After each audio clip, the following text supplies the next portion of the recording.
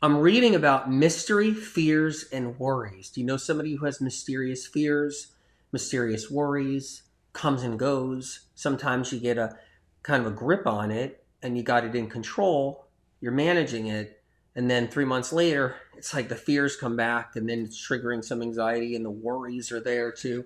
So I'm reading in the Brain Saver books. This is an interesting topic. So many people are dealing with this.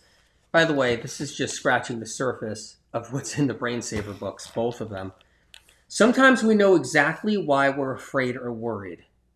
Sometimes we do. We know why we're afraid. We know why we're scared of something. Sometimes it feels like it comes out of the blue though. Like, why did it happen? Those unexplained cases of fear and worry are often due to a past experience that's been triggered without us knowing. So here's the thing. There's people that know about their triggers. So something they hear, something they learn about, or something they experience, they'll know it's triggering.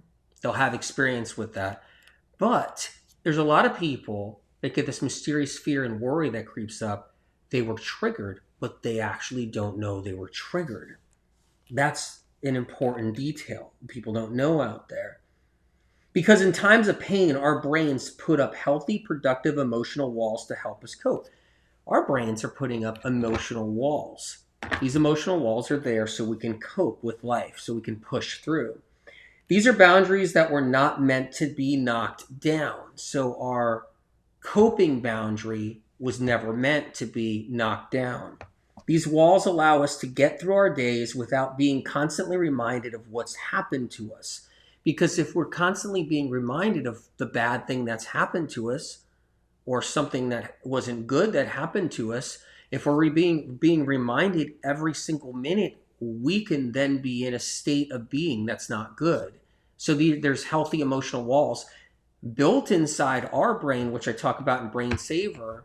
And those healthy emotional walls are there to protect you so you're not thinking about that thing that happened to you every second. And if that wall comes down and we're thinking about that bad thing every single second, then we're kind of in another form of trouble.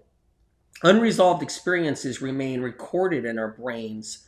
So when we have an encounter in our present that invokes the past, it can trigger emotions we felt before, even if we don't understand why. So we can get the trigger without realizing it by receiving something, some kind of information, or running into someone and not realize that that person's triggering them. And then it happens. We have the mysterious fear, worry, anxiety, feeling lost, feeling sad, everything else around it. Much of the time, those unresolved episodes involved other people who didn't rectify or recognize their wrongdoings. Sometimes what happened was terrifying, extreme, or unthinkable. Sometimes it didn't seem upsetting to outside observers. And yet we had our reasons for finding it deeply hurtful. Isn't it interesting? When someone new appears in our lives who reminds us, even subconsciously, of a person from the past, we can get in trouble. So somebody brand new, somebody we don't even know, we end up talking to or running into, subconsciously reminds us of something or somebody hurtful in the past. We can be triggered and not realize it. And then we go down into that rabbit hole. Even subconsciously, this happens of a person from the past. Mystery, fears, and worries can surface. A gateway in an emotional wall opens because that new person awakened a memory in the emotional centers of the brain behind the wall. So here's how it works. In the emotional centers of the brain, a gateway opens up. So you run into this new person. The new person is triggering because they're knocking down a wall we don't realize. So something we're experiencing in that moment from that new person is starting to bring down the wall that's there to shield us from what happened a long time ago in the past, from an experience of another person. And as that wall starts to come down, we don't realize it. And then we're in a rabbit hole. We're in a difficult situation. We're in mysterious fears and worries and other things too. Like anything can surface after that point. Bad memories, experiences that happened in the past, anything that happened with relationships, with other people, whatever it was, it can all surface as that emotional wall crumbles down, triggered by somebody new who didn't even have an experience with you in your past, someone that didn't even know you up until that moment, and they triggered you into a bad situation. Another source of pain that can come back to visit is the trauma of once being sick or injured. If you've been sick and you struggled with chronic illness, and you know what it's like to be in that place, and you're on mattress island for a long time, and you lost friends, and you lost family, and you lost things in your life, quality of life, and you struggled and you fought your way back. You got the medical meme information and you fought your way back to healing and moved forward. And you can still become triggered because you can remember, like, oh my God, I remember how bad it was. I remember I was having a hard time. And anybody who's having a hard time now and you're struggling, it's okay, because you're going to move forward and do your healing. But when you're healed and you're better, you still may get triggered once in a while, kind of taking you back down memory lane of, wow, so much was going on back then. After we heal, feeling a hint of a symptom or any sort of twinge pain can put us back into fear and worry. And I see that all the time. I see people heal 100 symptoms and conditions from the medical, by using the medical medium books. By the way, the Brain Saver books, wait till you guys have these. I can't even tell you how much is in here. What happens is we heal, we get rid of 50, 60 symptoms, even 4 or 5 symptoms, but you can get rid of a lot of symptoms, right, with medical meme information. And then if you get one symptom, because you healed 99 of them, you're like on top of the world, and then you push yourself so hard.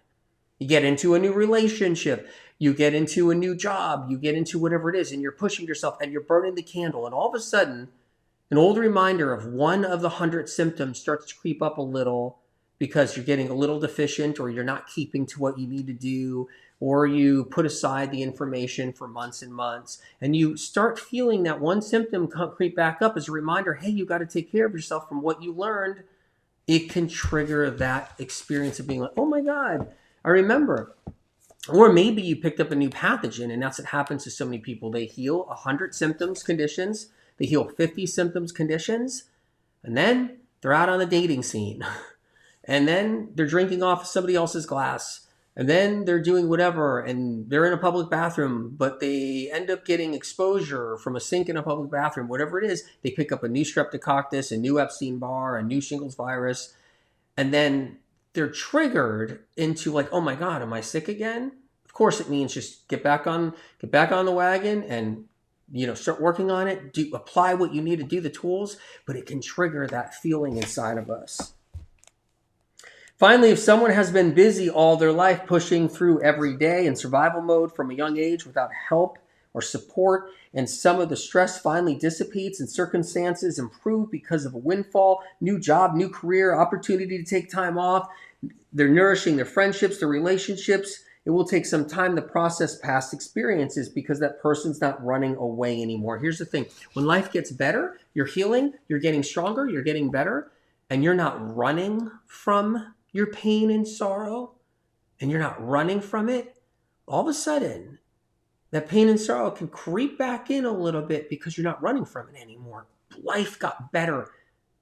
You came from nothing, you struggled, you fought your way through, or you came from being sick, or you came from some situation and you fought your way through and life got better, and all of a sudden you got some mysterious fear and worry and some emotions that come up with all of that. Mysterious fears and worries, the protocols in the book right here, Brain Saver. It's in this one right here. Both books. Got to have both books because it's one massive book.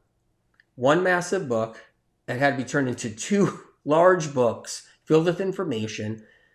And once you have this, you become an expert, you become empowered, you move forward with your life. And I know that so many people struggle with emotional suffering. They struggle so much. They've been through so much. Whether you've been sick and on mattress island for years, and you're working on your healing, you just started working on your healing process. You're somebody that finished your healing process and got off of mattress island. Maybe you're somebody that wasn't sick physically with symptoms, but you were sick physically still, but you were sick emotionally, physically, where emotionally you were troubled and struggling and gone through so much. Either way, there's information in the Brain Saver books to support you through the process, so you actually become aware of what's happening with your body, your brain, your soul, your physical body, and you can persevere and move past it all. Anyway, you guys, I'll see you next time.